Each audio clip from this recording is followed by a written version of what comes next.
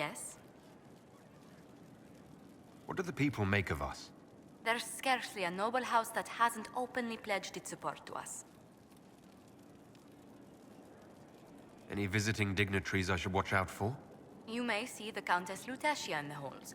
A lovely woman, but her conversations tend towards the unusual. She's the patron of Orlay's greatest naturalists.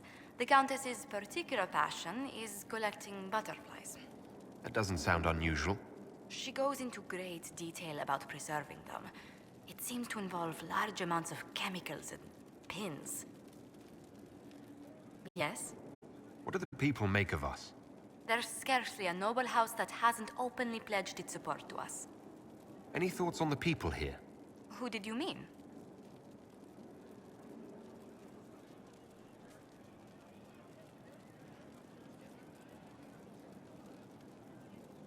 I was thinking of Varric. Oh, I could listen to his tales for hours. He actually let me read a chapter of his next book he's writing. My friends would be sick with envy if they knew. It's excellent, but a bit different from his past works. Only 3 beheadings so far. What's your impression of Solas? I suppose I should be wary of an apostate, but our elven mage has conducted himself with the utmost propriety. And he has the most fascinating stories.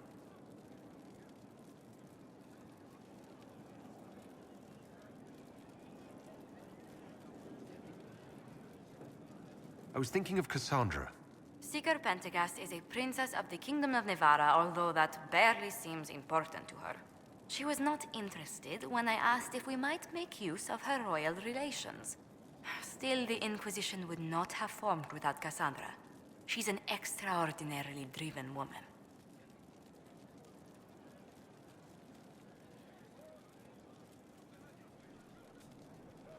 Let's speak later.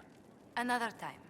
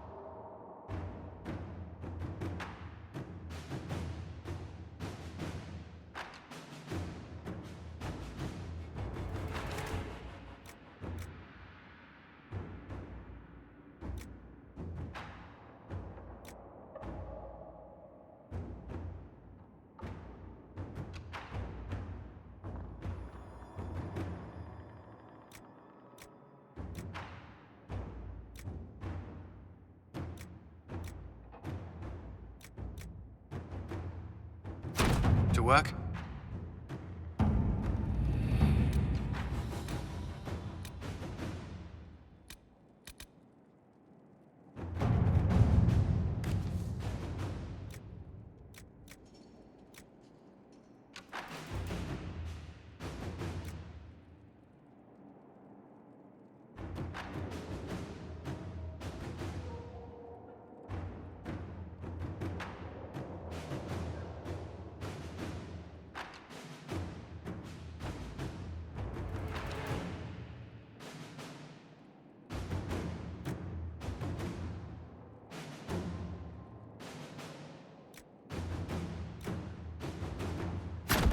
Let's see what we have.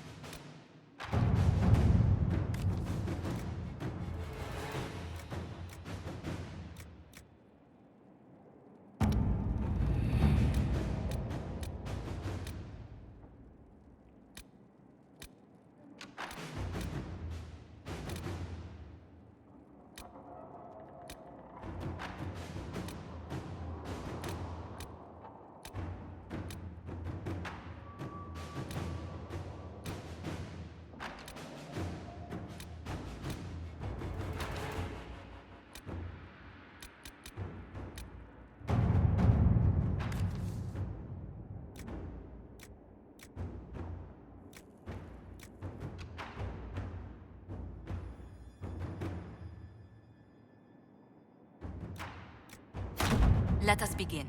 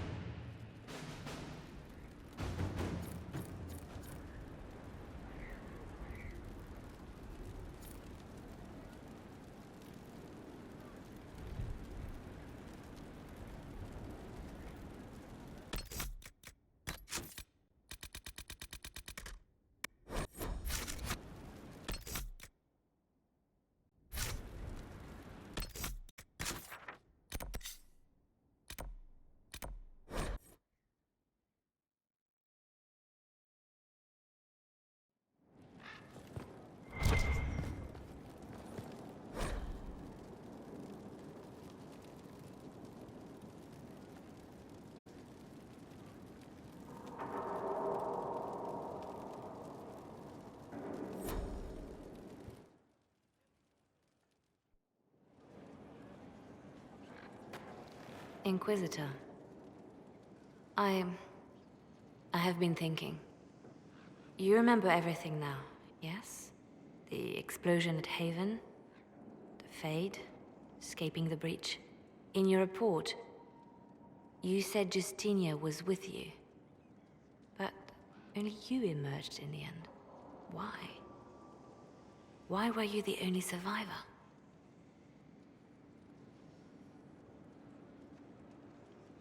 Demons tore her from me. I couldn't stop them. So you had no time to think, only to act. Her message to me. I failed you too. I'm not sure I understand what that means. Did you say anything else? Anything at all?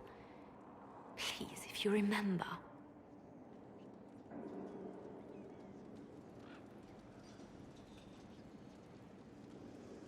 Wait. You don't know what she meant either. There are no answers in the Fate. Only illusions. A warped mirror.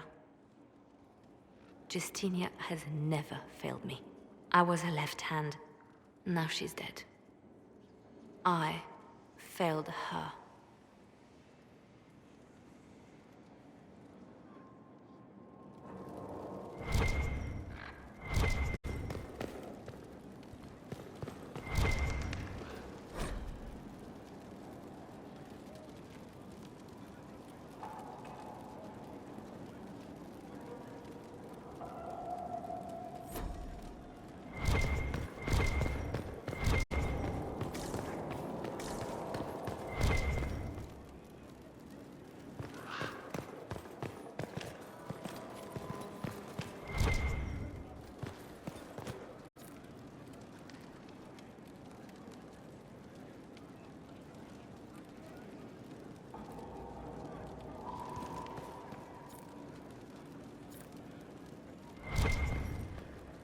A request has been made of you, Inquisitor.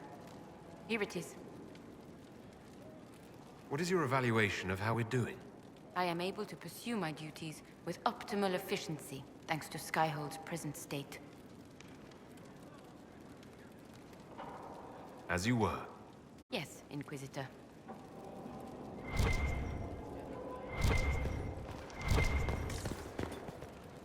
I'm told you gave the Grey Wardens another chance, Inquisitor. Would I have done the same, I wonder? Forgiveness can be difficult. I hope the Order values what you've done, and gives you no reason to regret it.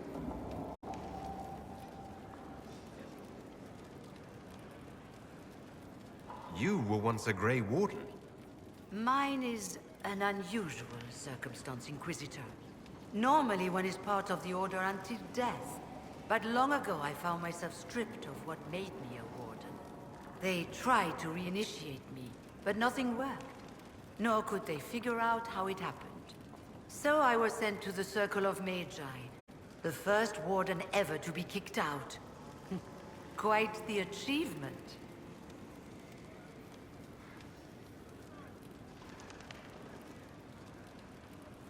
You sound happy about it. Becoming a Warden seemed like a dream when I was first conscripted. Towards the end, however, my brothers and sisters, they felt I had somehow cheated death. I was glad to leave. It also made me unique in the Circle. I had an opportunity to do more than I ever could as a Warden. You mean you began the Mage Rebellion? I pushed for our vote to free the Circles of Magi. But I cannot claim sole responsibility for what followed. Still, despite all the chaos, I would do it again. What happened had to happen. You're not still the Grand Enchanter, then? Any claim I had to the title ended along with the Circles of Magi, although some still call me by it. Perhaps the Circles will one day be resurrected. If so, another will take the position. Until that time, I lead my fellow mages by default. I will do what I can for them. You believe they'll recreate the Circle of Magi after all this? It depends on who the next divine is, and what she offers. We can't go back to the way things were. But endless warfare benefits no one. That is why I agreed to Justinia's conclave. There must be another solution.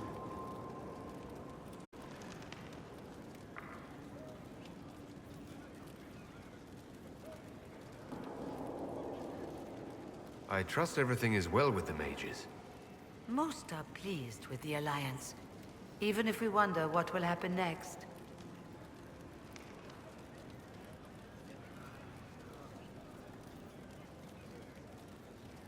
I'll leave you to it.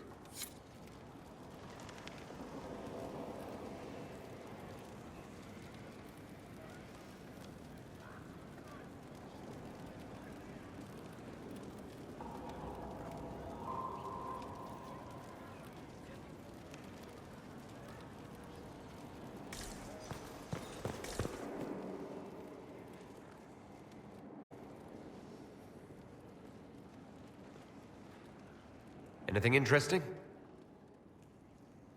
A letter regarding Felix, Alexius's son. He went to the Magisterium, stood on the Senate floor and told them of you. A glowing testimonial, I'm informed. No news on the reaction, but everyone back home is talking. Felix always was as good as his word. Was? He's dead. The Blight caught up with him.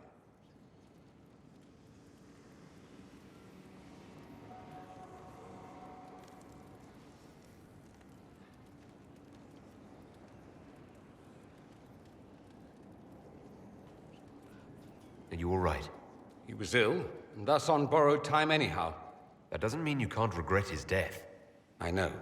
Felix used to sneak me treats from the kitchens when I was working late in his father's study. Don't get into trouble on my behalf, I tell him. I like trouble, he'd say. Tevinter could use more mages like him.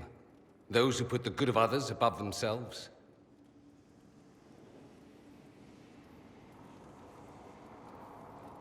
With the two of you... Felix and I? What an odd question. No, I had no intention of abusing Alexius's hospitality by seducing his son. Not that I've been proper my whole life by any means. It wasn't like that. Even in illness, Felix was the best of us. With him around, you knew things could be better.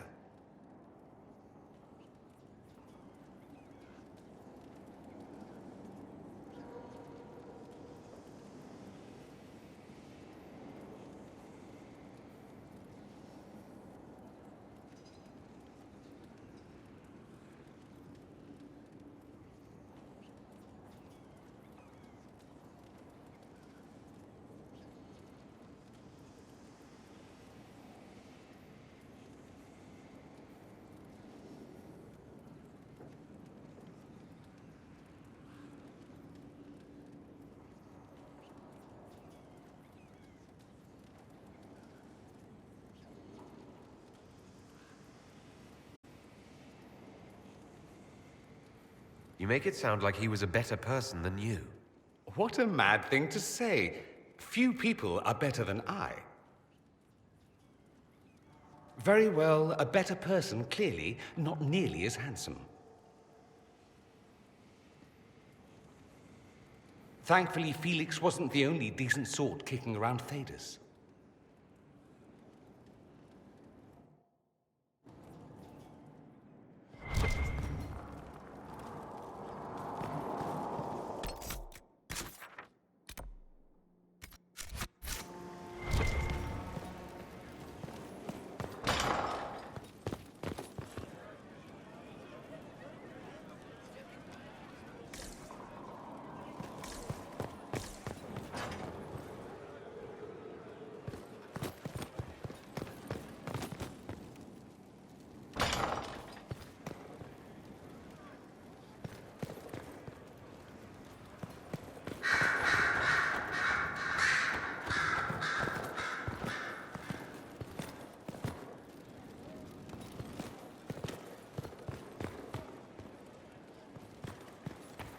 I cannot believe the Grey Wardens could even conceive of such a plan. To seek out these old gods deliberately, in some bizarre attempt to preempt the Blight.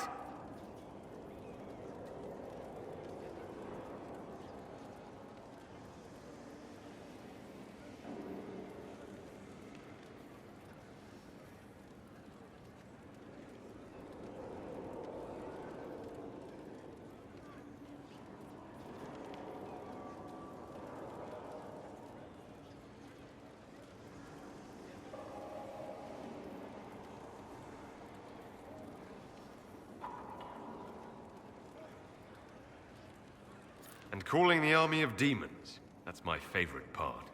The demons are nothing. They're a tool. A tool that would have let Corypheus ride roughshod over most of Orlais. Even if they hadn't, the entire idea is wrong. The Blight is not something one smugly outsmarts. Forgive me. The entire idea is unnerving.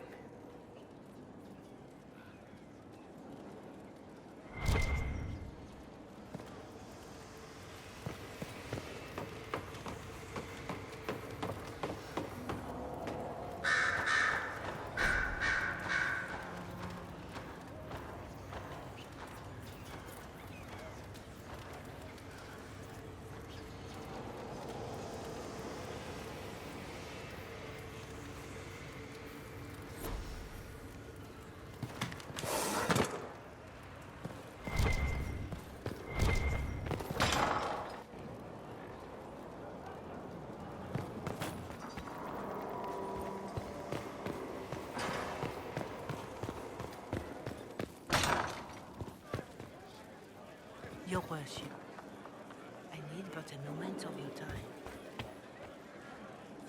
My Lord Inquisitor, it's good of you to speak with me. I have news regarding one of your companions, the Winter.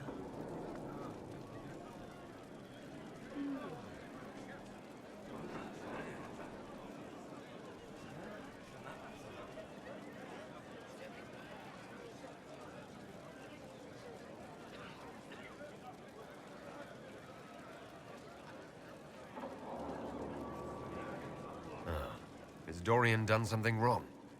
No, thankfully. It's nothing like that. I have been in contact with his family. House Pavus, out of Carinas. Are you familiar with them?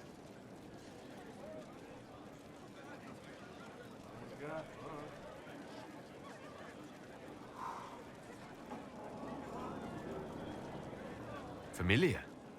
We've never met, if that's what you're suggesting. I'm suggesting nothing. I'm only curious whether you know of his situation. The family sent a letter describing the estrangement from their son and pleading for my aid. They've asked to arrange a meeting quietly without telling him. They fear it's the only way he'll come.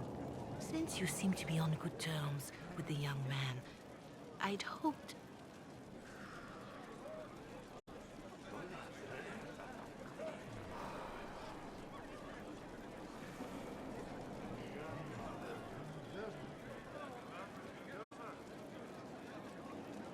Just what kind of meeting do you have in mind? I believe they just want to talk, to understand why Dorian felt he had to come here. Somewhere private, away from Skyhold, but not in Tevinter. You make them nervous, I think. They don't understand why he's here with the Inquisition. They want him to come home.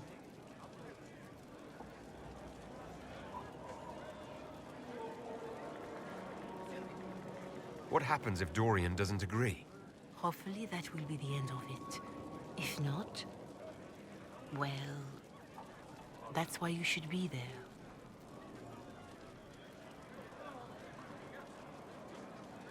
Why would his family contact you?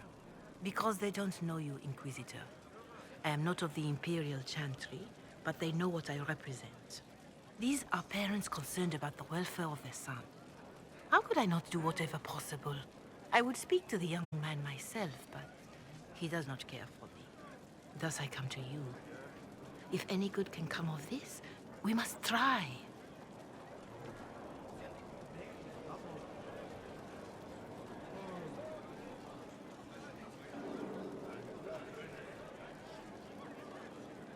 They don't want Dorian to know. That seems odd. They believe the young man would refuse, and the letter implies he'd have cause. Yet, they are remorseful for whatever came before. This is a chance for dialogue. There is deceit in bringing the young man to this meeting without his foreknowledge, I know. But does it not lead to a greater kindness if there is potential for reconciliation? Are you sure this isn't some kind of trap? I mean, the secrecy. That did occur to me. What if it is a plot of those mages, the Venatori? Another reason to put this in your hands, Inquisitor. I pray that isn't the case. But if it is, you are far better equipped than I to respond to such treachery.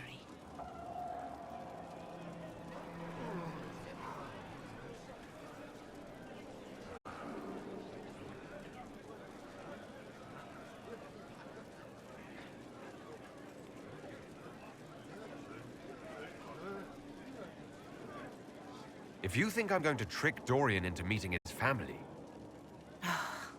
I feared you might say that. The family will send our dinner to meet the young man at the Red Cliff Tavern, to take him onward.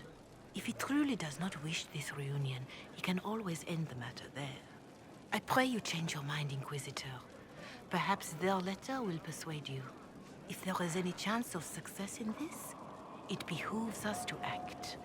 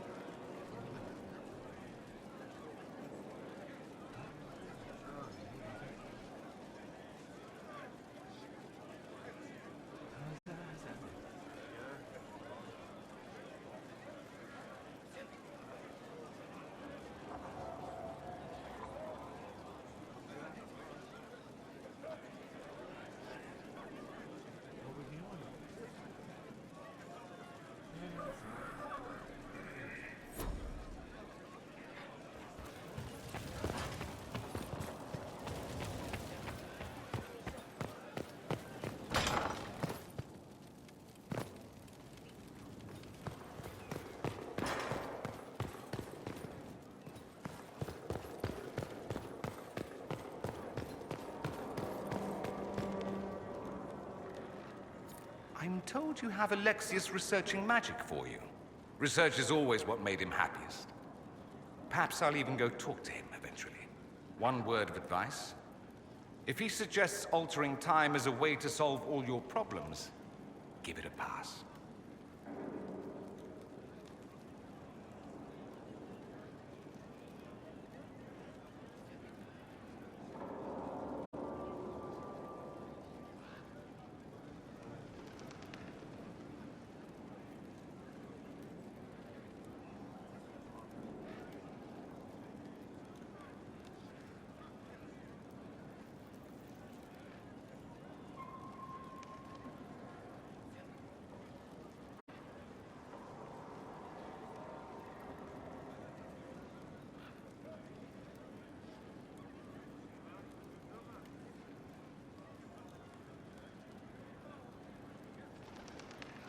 You said Alexius was a mentor of yours. He was my patron, sponsoring me to the higher levels of the Circle of Magi. In return, my successes were his. I had a lot of successes, naturally. Alexius was most pleased. He and I used to talk over brandy about the corruption, how we could one day make real change in the Imperium. And then he gave up. He stopped trying. Why did he give up? On a journey to Hossberg, a Darkspawn raid killed his wife and sickened his son. I remember hearing the news. He hadn't been there, you see. Alexius was convinced he could have protected them. The guilt tore him up. I helped him with his research for a while, and then we drifted apart.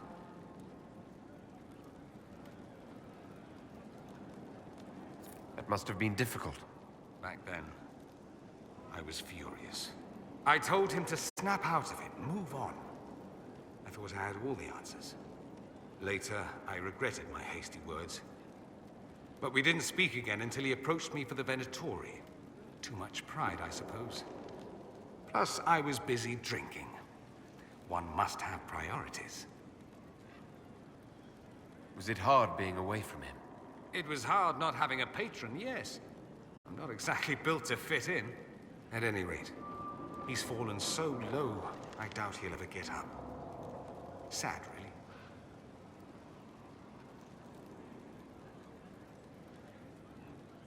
I'd like to ask you about Tevinter. Ah, yes. Everyone outside the Imperium always seems quite fascinated by it.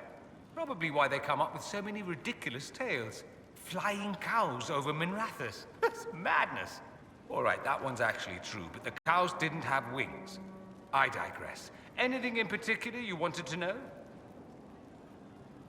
Corypheus is a figure out of Tevinter history. He was a magister. Yes, but that was a different time. The Imperium's power was at its peak then. The Civil War had ended. The Magisterium was united, its armies scooping up bits of Thedas like candy. The Magisters who entered the Black City. It was a demonstration of how exceptional Tevinter had become. But who were they? No one knows. There's no record of a Magister named Corypheus. All this happened 1400 years ago, before the Blight nearly wiped us out. There are no records. Today, people half believe it's all just a story. That's what I believed.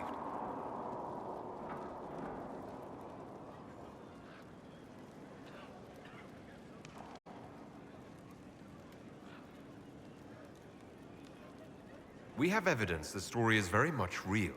But not who Corypheus is. If he even remembers. There used to be families who claimed some of those Magisters as their own. That stopped when the Chantry appeared. Then it was shameful, and the families distanced themselves from the tale. All we know is that some men and women entered the Black City looking for the old gods. What did they find? According to Corypheus, nothing. And only he could tell us more.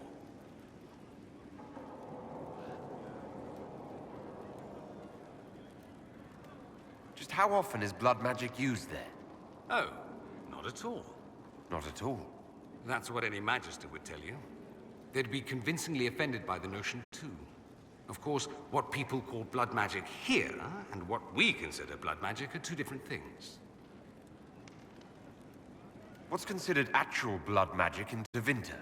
Blood magic isn't inherently dangerous. Using your own blood or that of a willing participant, what's the harm?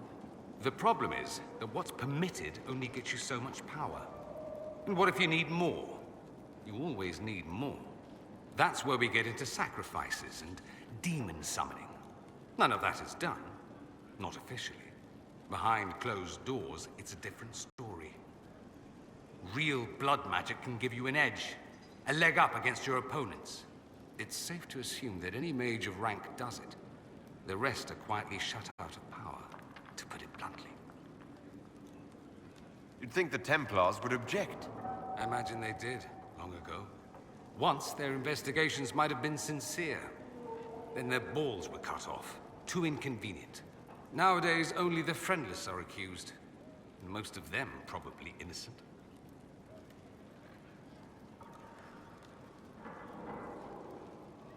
There must be some mages who oppose this. Of course. I do. And I'm not entirely alone.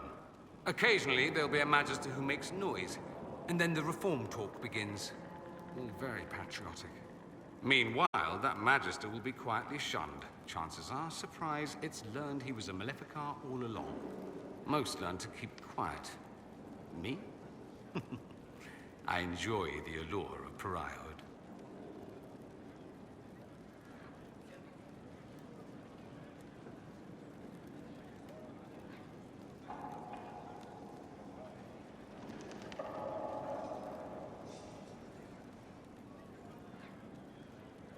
Anyone who talks about the Imperium mentions slavery. It's the center of the slave trade. Ah. That is true. And? Did you have slaves? Not personally, but my family does and treats them well. Honestly, I never thought much about it until I came south.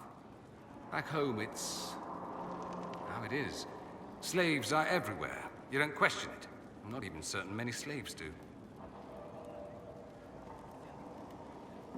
You think slaves like it that way?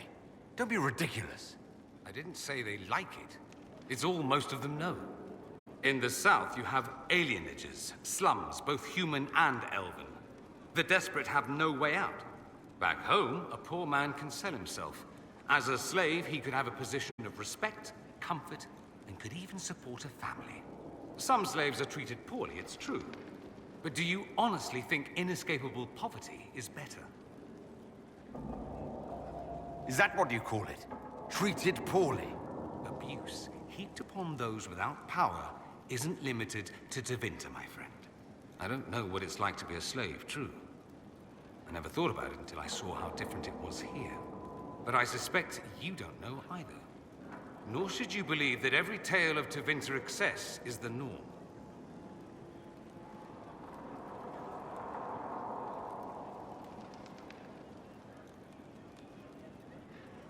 It seems strange that an entire empire would be ruled by mages. Strange? Why are you less qualified to rule than some tart with a fancy crown?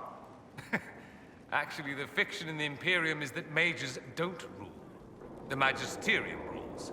That magisters are all mages is considered a convenient technicality.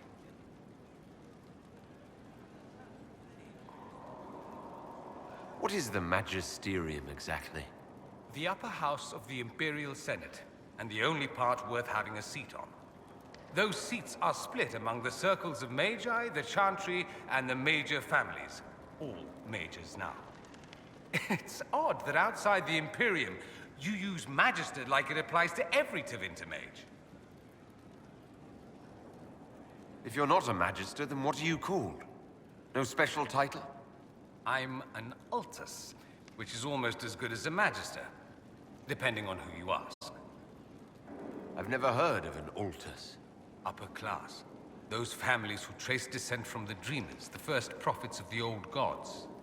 If you're a mage and you're not Altus, then you're Laetan, lower class. If you're not a mage at all, you're Soperati. That's everyone else. We do love our fancy words. I thought the Archon ruled over the Imperium. Well, yes. Technically, he can overrule laws passed by the Magisterium, but that never happens. Even so, he gets to appoint new Magisters, which means all the families vie madly for his favor. Thus, the Archon gets invited to all the parties. The truest path to Tevinter influence, let me tell you. If it's a fiction, that means mages do rule then. Yes and no. Let me put it this way. Mages do rule, but not all mages are equal. If you're not from the right family, chances are you don't rule anything. Maybe you're even a slave. The idea that anyone could be a mage, however, keeps the masses placated.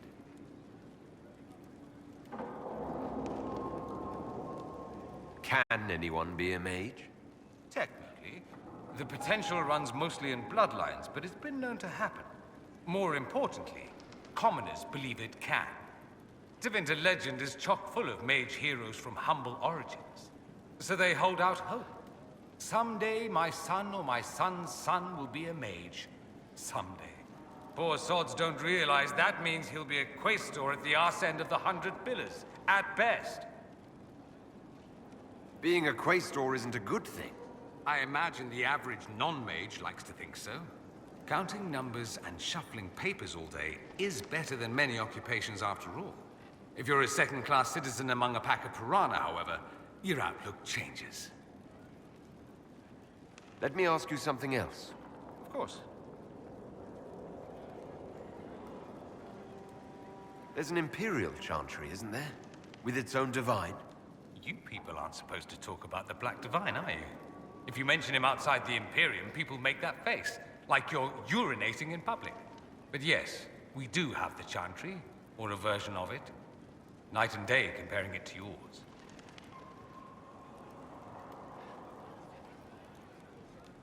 Do you really call him the Black Divine? We don't call him that, oh no. In the Imperium, he's the true Divine. The woman sitting on the Sunburst throne is some backwater pretender. It all stems from a disagreement over Andraste. Marvelous, isn't it? Why would they disagree over Andraste? It's not my field of expertise, but the Imperium believes Andraste was a mortal woman, a mage. Down south, they say, no, she's the bride of the Maker, ascended to his side, divine provenance, a blah blah blah. We feel better believing Andraste was one of us. Makes executing her less damning, you see. So we elected a man as divine, the South declared war, and we've been feuding cousins ever since. So the Imperial Divine is always a man? All the better to distinguish him from that other one, yes. Don't think there aren't a number of female magisters who bristle at that. Why can't they be divine after all? Same reason you never see a man on the Sunburst throne. Because that's how it's always been done. Excellent reasoning.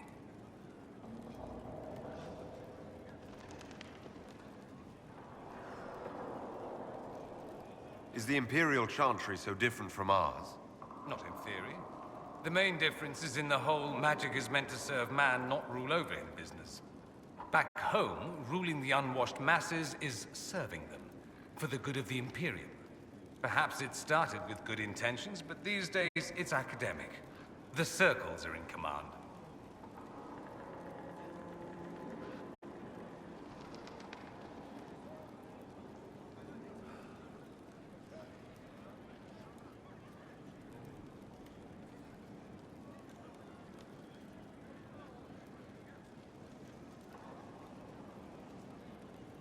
There are circles of magi in the Imperium. We don't have dismal little mage prisons, if that's what you mean. They're academies, prestigious ones. We have Templars as well, but they don't cancel spells or whatever your Templars do. They're soldiers. They don't use Lyria. Ha! As if there'd be any left for them. They watch for abuse of magic, yes, but only those who are weak or who fall out of favor get dealt with. Mostly they enforce the Magisterium's edicts. The Chantry smiles and nods from the sidelines. Do you consider yourself Andrastian? Ah. The big question. It might surprise you that I do consider myself Andrastian. I simply do not believe in the Chantry. It is a relic, whether back home or here in the South. Something from a bygone age desperately clinging to relevance. It's not an opinion that makes me popular.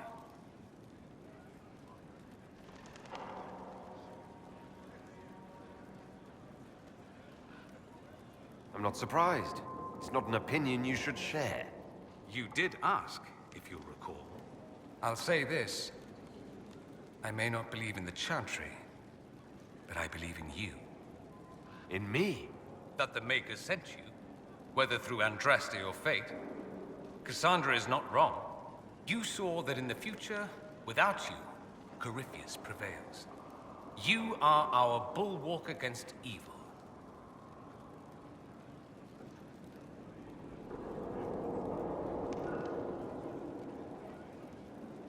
You don't seem like the religious sort, to be honest. If you define religious as sitting in a chantry and listening to a blithering hen tell you how to live, then no. If you define it as believing in the possibility that something larger than yourself exists, then yes, by all means. The world is bigger than I, even bigger than you. It laughs at all the things we think we know. The Maker doesn't need me to believe, but I do. The thought of no one at all watching out for us is too frightening. Let me ask you something else. So many questions. I'm wondering if the Imperium would be a useful ally. I'd think you'd be more concerned whether or not they'd support the Venatori. They won't, of course. At least, not officially. They'll disavow all knowledge of dangerous cultists. Secretly, many Magisters will rejoice at the idea. And if the South falls to chaos in the meantime, all the better. It would be in the Imperium's best interest to help. Surely it could use allies. I think the Imperium gave up on the idea of allies a long time ago. We've been fighting the Qunari for what, 200 years off and on? It's a point of pride that we go it alone. They'll sneer at the South behind their silk handkerchiefs and say, "You've had it easy for far too long." Let's not forget that the Inquisition seems to be an arm of the Orlesian Chantry. Anathema so far as they're concerned. We're not part of the Chantry. The Chantry opposed the Inquisition's formation. You think that matters? Don't be silly. The Herald of Andraste. Your very title smacks of the Southern Chantry. You may as well be a heathen. I think they're far more frightened what you'll do if you succeed. That's all I wanted to know. Fair enough.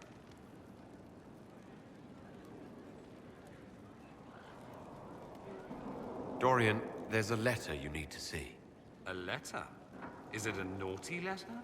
A humorous proposal from some Antivan dowager? Not quite. It's from your father. From my father. I see. And what does Magister Hallward want, pray tell? A meeting. Show me this letter. I know my son? What my father knows of me would barely fill a thimble. This is so typical. I'm willing to bet this retainer is a henchman, hired to knock me on the head and drag me back to Tevinter.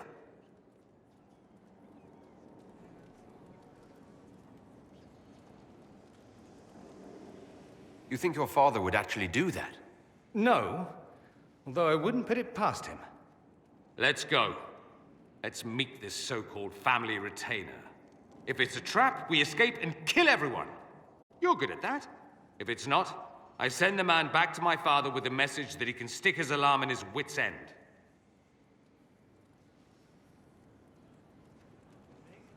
There seems to be bad blood between you and your family.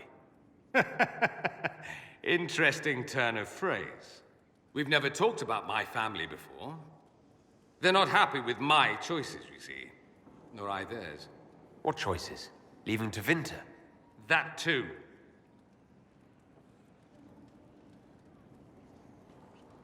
I think you should meet with this retainer. Find out what your family wants. I didn't ask what you thought, did I? That was unworthy, I apologize. There'd be no harm in hearing what this man of my father's has to say. If I don't like it, however, I want to leave. That works for me. I wonder how much my father paid this man to wait around just in case I showed. We'll find out soon enough.